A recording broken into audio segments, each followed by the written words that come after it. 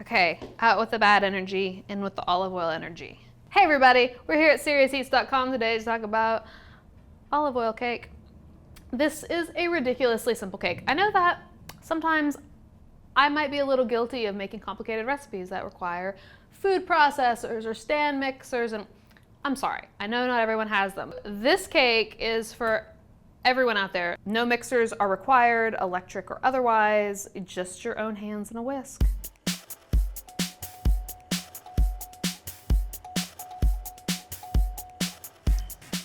It's so easy, you're gonna be embarrassed for me because this doesn't even merit a video. We're gonna put everything in a bowl and mix it together with our own hands. No mixers, no electricity. It's like it's the olden days. Here comes the sugar. I wanna focus on the flavor of the olive oil. It really, really shines through in this recipe. So white sugar gives us that nice neutral canvas that we're looking for. A little bit of baking soda, a little bit of baking powder. Yes, I'm using both. And a little bit of salt.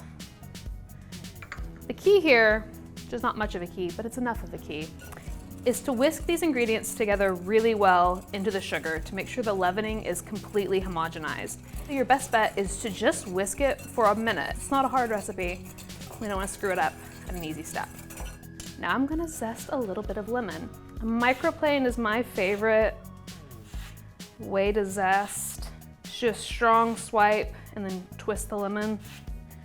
You don't want to keep going over the same spot over and over again because then you're going to get the pith, which is bitter. Now we're going to add the wet ingredients, which include delicious olive oil. The character of the olive oil is what makes or breaks this recipe, so use something great. Look at that beautiful olive oil. Next ingredient in our olive oil cake is a little bit of buttermilk. I'm from Kentucky and I love buttermilk. So in this recipe, or any recipe that actually calls for buttermilk, use buttermilk. Look how thick and delicious it is. In goes one egg.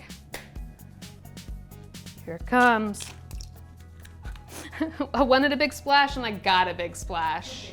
This is optional if you don't have it. You don't need to like put this recipe on hold until you acquire it, but I like it a lot. It's a little bit of orange flower water.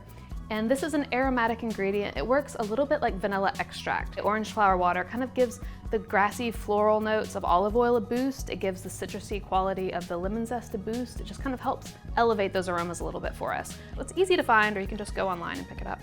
Mix it up until it looks smooth and well emulsified, and that's it. It's pretty stupidly easy. Last step, we're going to add the flour. So one of the main points of sifting is to minimize lumps. That means when you whisk the batter together, you don't have to whisk it as much. It incorporates a lot more quickly because the lumps have been eliminated in the sifter. And that helps keep the batter delicate and avoid overmixing. It also aerates the flour, which makes it lighter, and it physically makes for a lighter batter compared to flour that may have been compressed.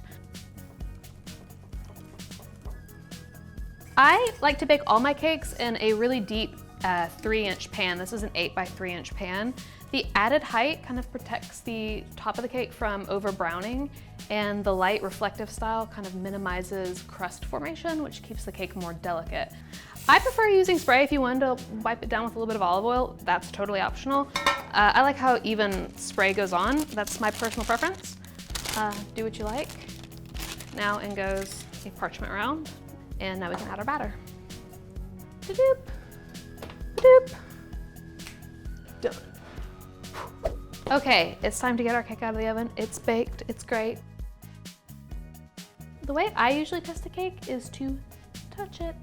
I want it to feel a little firm and bouncy, but not solid.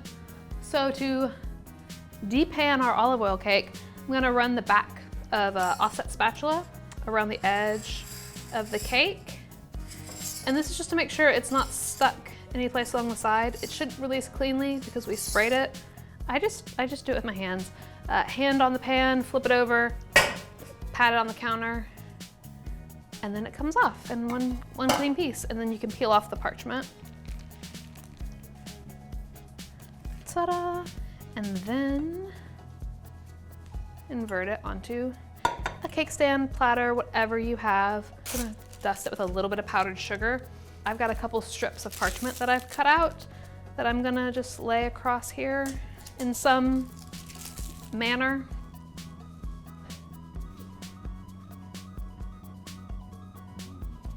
Boop.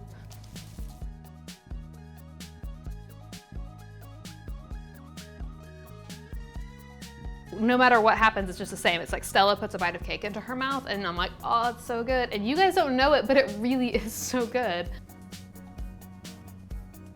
Yeah, it is so good. Sometimes olive oil cakes can be a little bit coarse or cornbread-like in nature.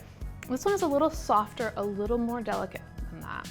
This is a fantastic last-minute recipe. It comes together in about 5 minutes flat, bakes for 33 minutes, give or take, cools in 10. So let's do the math. You can have this cake in your face in an hour. An hour from now, I hope many of you are sending me tweets, Insta tags, emails, newsletters, Christmas cards. Anyhow, the point is, wherever you are, an hour from now, you could be eating this cake too.